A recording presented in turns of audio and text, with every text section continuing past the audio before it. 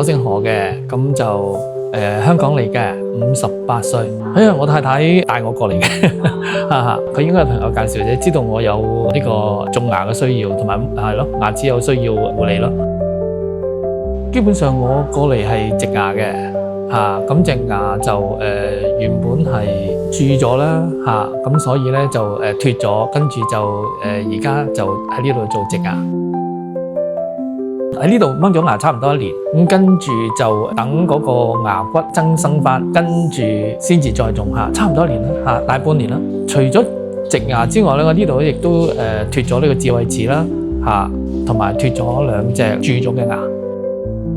要香港整牙嘅話咧，價錢會貴啲啦，環境亦都點講咧，規模冇咁大啦。呢度規模好大，喺香港就規模冇咁大，通常嚟講都係小規模嘅一啲牙醫診所。